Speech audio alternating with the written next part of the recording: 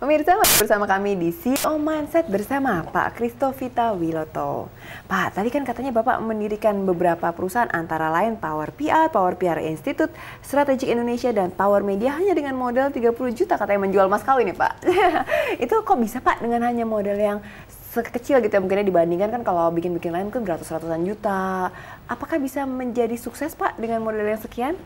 Ya, jadi waktu saya masih di Bank Tiara, saya sudah mulai. Jadi waktu saya dibajak dari Bank Niaga ke Bank Tiara, saya dapat uang cukup besar. Saya masih bujangan. Kalau saya pegang uang begitu besar, saya bisa nakal. Gitu. Jadi apa yang saya lakukan? Saya sudah mulai. Bisa nakal apain Pak? Tergoda gitu ya. Jadi saya mulai beli Macintosh, saya mulai beli komputer dan mulai buat below the line. Jadi itu modal saya gitu ya. Nah, kebetulan pada tahun 97 itu saya dapat beasiswa dari Bank Niaga, Bank Tiara untuk sekolah di Asian Institute of Management untuk MBA program, eksekutif MBA program. Nah, ketika bisnis ini sudah jalan bagus gitu, kliennya juga bagus-bagus, perusahaan besar, saya pergi ke sekolah gitu.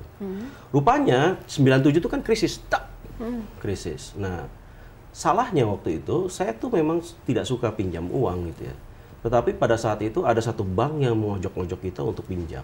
Dan pinjamnya sebetulnya nggak besar gitu. Tetapi karena krisis keuangan itu, bunganya itu jadi banyak sekali, berlipat-lipat gitu. Ibu saya mulai diteleponin. Karena kebetulan yang handle ada ibu sama adik bungsu saya gitu. Adik saya baru lulus kuliah.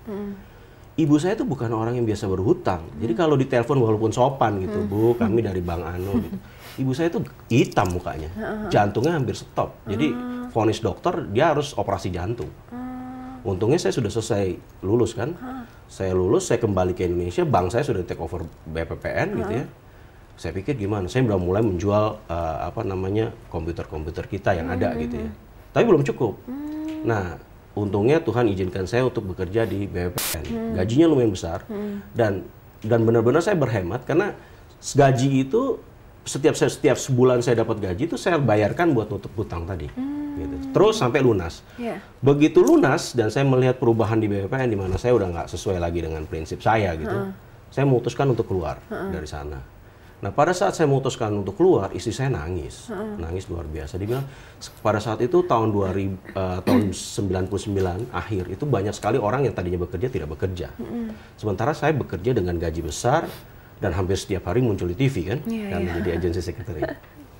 Nah, istri saya nangis gitu. Terus saya bilang, wah nggak bisa, saya punya prinsip gitu. Saya kalau nggak suka, ya nggak suka gitu ya. Terus saya bilang, udah, dia akhirnya setuju. Terus saya tanya, saya kan nggak punya modal. Saya bilang, boleh nggak saya pinjam mas kawin yang dulu saya kasih waktu saya nikah? Jadi nangis lagi. Kita jual waktu itu lumayan dapat 30 juta. Jadi mulailah saya dengan satu notebook, itu saya memulai bisnis saya gitu ya.